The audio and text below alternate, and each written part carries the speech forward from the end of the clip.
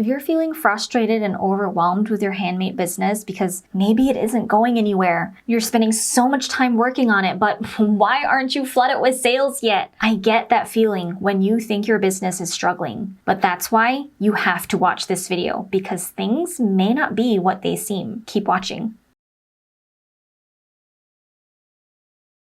Hi, my name is May and I help makers, artists, and designers make a profitable handmade business online without keeping up with social media. I'm going to say something that might blow your mind. How you feel about your business and your sales numbers aren't always correlated. Take, for example, an influencer on Instagram. She takes really cool pictures, gets loads of comments and hearts on her posts. She has a huge following. She's excited and feeling great about her business. And then I say, hey, can I see your sales numbers? Uh-oh, even with 2.6 million followers and tens of thousands of likes and hundreds of comments on each post, you couldn't even sell 36 t-shirts. Yep. That's what happened with a real-life influencer, Ari, a few years ago. She made it on the news. So you can see how easy it is to let certain metrics make you feel good about certain things, but not all metrics are an indicator of the actual health of your business. Vanity metrics don't really affect your actual sales and profit. Yet we can be so hooked on those metrics like follower size and engagement numbers. On the other hand, there's me and my Instagram account for Tiny Hands Jewelry got shut down last year, right before the holiday season, for no good reason.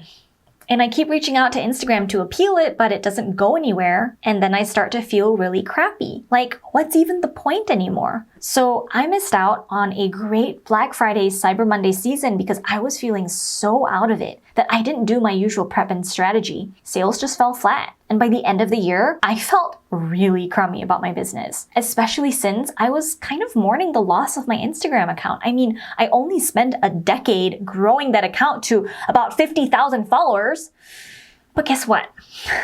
I like to review my numbers at the end of every year and discovered I actually made a really great year. I still made about $180,000 in sales. My conversion rates were up and I didn't need Instagram to make sales, even though I might have thought it was important for my business. You see, the moral of the story is feelings lie, numbers don't. So I want to take some time to help you crunch some of your own numbers so you can finally get clarity on how your business is doing. Intuition is great, but the numbers will tell you the truth of what's really happening. The only way to tell how your business is doing is to really sit down and look at your numbers. Well, I'm not going to go through the accounting details because everyone's using a different software and accounting techniques. I will give you, however, a few questions you should think about when you review your business. The first question is, what was your last 365 days of revenue? That's money coming in. Now, what about your expenses? You can take your revenue and deduct your expenses to find out your profit. Your profit is the money you're left with. Are you charging enough to make enough profit? If you feel like you've been working really hard and you're barely making any profit, it's a sign you're not charging enough. Second question, what was your biggest expense category? And is this justified? So are there places where expenses seem too high? Have you reached a level where you can change up your supply line, for example, ordering in bulk or shifting your packaging options? Doing an audit on your expenses can really show you how to optimize your spending so you're not wasting money in things that don't actually move your business forward.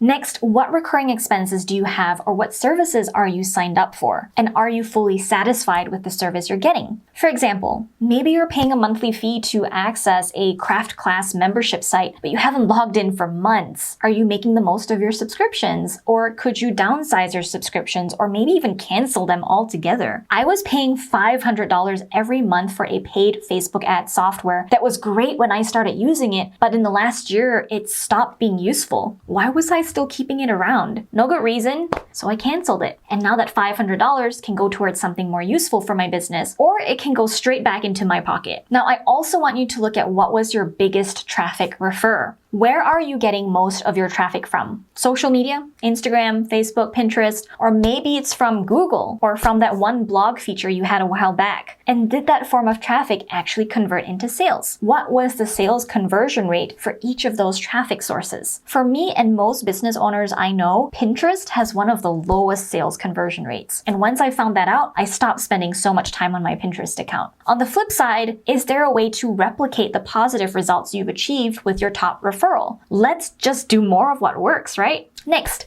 where are you spending the most time in your business? If you're not sure, this is where it can be useful to start tracking your time based on what activity you're doing over the next couple of weeks. It'll be incredibly eye-opening, and I recommend you do this even though you have a hunch already on where you spend your time on, because as we mentioned earlier, our hunch is usually off. How this is useful to know is it could tell you if there's a step in your production process that's keeping you from growing. You want to know about bottlenecks in your business so you can bust through them and keep moving forward. Are there apps, plugins, processes that can help, or maybe you need to hire some freelance help? I know hiring help can sound scary, but if you outsource the right things, it could save you a lot of valuable time and money. You might also want to compare all of your numbers to the previous years if you've been in business for a while. Have you been growing or stagnating? Remember, it's easy to feel like you're not getting anywhere, but that's because you're used to the new normal of making however many sales you're making now. But if we stop to think about how many sales we made last year, it'll help us see just how far we've come. These are just a few questions to get you started. The more you can get comfortable with your numbers, the more power and control you have over your business. It'll give you a direction to move towards rather than just flailing around, not sure what to do. So, were there any numbers that really surprised you? I want you to let me know in the comments. I'd love to hear. And if you found this video helpful, give it a thumbs up. I really appreciate it.